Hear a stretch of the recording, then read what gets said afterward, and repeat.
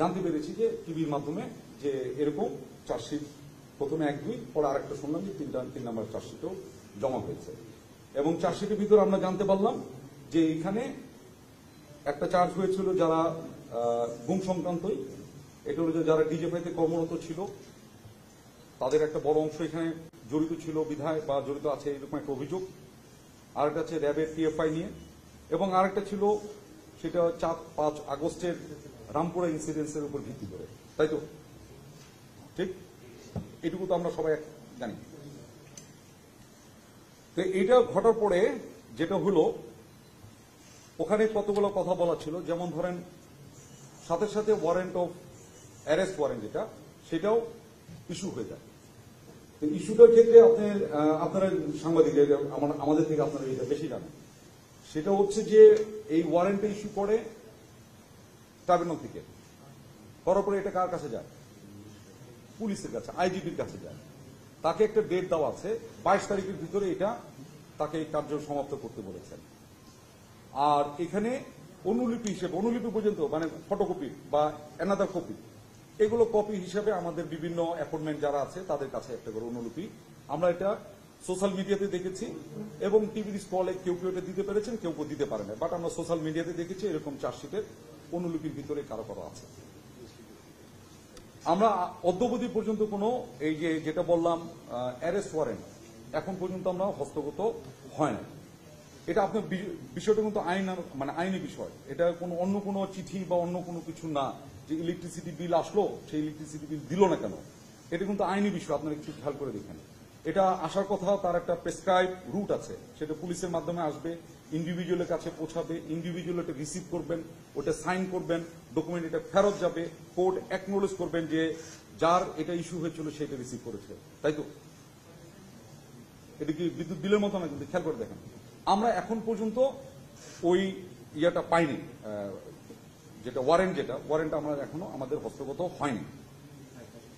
কিন্তু বাংলাদেশ সেনাবাহিনী সংবিধান স্বীকৃত বাংলাদেশের সকল আইনের প্রতি শ্রদ্ধাশীল।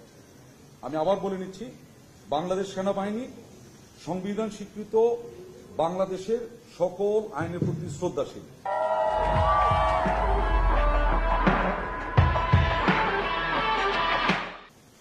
8 তারিখেই আমরা যেটা করেছি, এই যে অফিসারদের নাম আসছে এর ভিতরে কেউ আছে অবসরপ্রাপ্ত, কেউ আছে এলপিআর মানে হচ্ছে লিভ প্রায়র রিটায়ারমেন্ট, মানে পিআরএল যেটা অনেকে বলেন, আর অনেকে আছেন অ্যাক্টিভ সার্ভিসে। আমি সংখ্যাটা দিলে আপনাদের একটু সুবিধা হবে, যদি আপনারা সবাই চার্জশিট দেখেছেন। এখানে সর্বসাকুল্যে এই পর্যন্ত যাদের নাম বেরিয়েছে প্রায় 25 জন। 25 জনের ভিতরে বরখাস্ত বা মানে অবসরে যারা আছেন এদের সংখ্যা হচ্ছে 9। এলপিআর বা লিভ প্রায়র রিটায়ারমেন্ট যেটা আছে এটার সংখ্যা হলো 1। আর চাকরিরত অফিসারের সংখ্যা হচ্ছে এখানে 15। বুঝা গেছে? এখন যারা অবসরে চলে গেছেন, এলপিআর না, যারা অবসরে চলে গেছেন তার প্রতি যদিও বা আমাদের সেনা আইন তার উপরে ওইভাবে খাটে না। বাকি যারা আছেন এলপিআর এবং চাকরিরত যে কয়জন আছেন 15+1, এই 16 জনকে 8 তারিখেই তাদেরকে আমরা আমাদের একটা সেনা হেফাজতে, যেটা আমরা বলি আর্মি ওন কাস্টডিতে আসার জন্য একটা অর্ডার, যেটাকে আমরা বলি অ্যাটাচমেন্ট অর্ডার, আমরা এটা দিয়েছি। এবং খুব স্বাভাবিকভাবে একটু খেয়াল করে দেখেন, যে কোনো সরকারি বা ইভেন বেসামরিক মানে অন্য কোনো প্রতিষ্ঠান হইতে পারে, তাকে এক জায়গা থেকে যদি আর এক জায়গায় বদলিও করেন তাকে একটা সময় দেওয়া হয়, তাকে জার্নি করার জন্য একটা সময় দেওয়া হয় যেটাকে বলা হয় জার্নি টাইম, যোগদান করার জন্য একটা সময় দেওয়া হয় যেটাকে বলা হয় যোগদানের জন্য জয়নিং টাইম। আছে না? এটা কিন্তু আমাদের প্রচলিত। ঠিক সেরকমও তাদেরকে 8 তারিখে বলা হয়েছে, এন্ড এটা ঘটেছে বিকাল অথবা সন্ধ্যার কাছাকাছি সময়, এবং তাদেরকে বলা হয়েছে 9 তারিখের ভিতরে তোমরা সেনা হেফাজত ঢাকা ক্যান্টনমেন্টের একটা আমরা বলে দিয়েছি এই জায়গাতে তাদেরকে অ্যাটাচ করার জন্য, মানে সংযুক্ত হওয়ার জন্য। কেন বলছি যে তারা তো বিভিন্ন জায়গায়, কেউ হয়তো ব্রিগেড কমান্ডার ছিল, কেউ হয়তো স্টেশন কমান্ডার ছিল, কেউ হয়তো বিভিন্ন অ্যাপয়েন্টমেন্টে ছিল। এইটা তাকে ইমিডিয়েটলি ওই অ্যাপয়েন্টমেন্ট বা নিযুক্তিটাকে রিলিজ করে আমাদের সেনা হেফাজতে আমাদের একটা আছে মানে মুভ অ্যান্ড কোয়ার্টারিং বলি MNQ, এইটার আন্ডারে চলে আসার জন্য 9 তারিখে ভিতরে তাদেরকে আসতে বলা হয়েছে। এটি কি আমি বুঝতে পেরেছি? তো এখন আসি আমরা কেন এই সেনা কাস্টডিতে তাদেরকে আসতে বললাম, এটাও একটা দেখা দিয়ে দিই। আমি কিন্তু আমরা এখনো ওয়ারেন্ট কিন্তু হাতেও পাইনি, ইভেন পুলিশও তখন আমাদের সাথে কেউ যোগাযোগ করেনি যে একটা ওয়ারেন্ট ইস্যু হচ্ছে। এটা social media is faster than anything, legal side to legal মতো যাবে, social media is faster than legal. So এটা আমরা জেনেছি এবং আমরা ওইটাতে স্বপ্রণোদিত হয়ে আমরা প্রথমে বলে নিয়েছি বাংলাদেশ সংবিধানে স্বীকৃত সকল আইনের প্রতি আমরা শ্রদ্ধাশীল। ঠিক সেই কারণে আমরা কিন্তু দেখেন পাওয়ার আগেই 8 তারিখে তাদেরকে নিযুক্তি চেক বাদ দিয়ে তাদেরকে বলেছে 9 তারিখের ভিতরে তোমরা সেনা হেফাজতে চলে আসো। এবং আপনি একটা বিষয় একটু বলে রেখে আপনি কথা শোনার চেষ্টা করেন।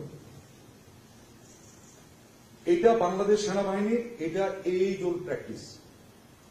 সেনাবাহিনীতে এইরকম এটার মতো না হলেও অন্যরকম বা এর থেকেও বেশি সেন্সিটিভ অনেক কেসের ভিতরে বাংলাদেশ সেনাবাহিনী 54 বছর পার করে আসছে।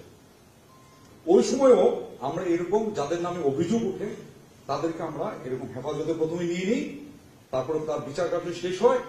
সেটা আপনারা শুনেছেন, field general court martial, summary court martial ইত্যাদি শুনেছেন না? এই কোর্ট মার্শাল গুলো বিভিন্ন প্রকারের কোর্ট মার্শাল আছে, এগুলো সব শেষ করার পরে রায় যখন হয় তখন তার বিচারের রায় অনুযায়ী আইনানুগ ব্যবস্থা গ্রহণ করা হয়। কেউ বরখাস্ত হয়, কেউ জেলে যায়, কেউ ছাড়া পায়, কেউ ইত্যাদি ইত্যাদি। এটা কিন্তু আজকের না, গত 54 বছরে সেনাবাহিনীর এইরকম অনেক ঘটেছে। সবগুলোর ভিতরে আমি এত কিছু বলার এখন অবকাশ কম। নিউজ টিভি বাংলা, সত্যের সাথে আগামীর পথে।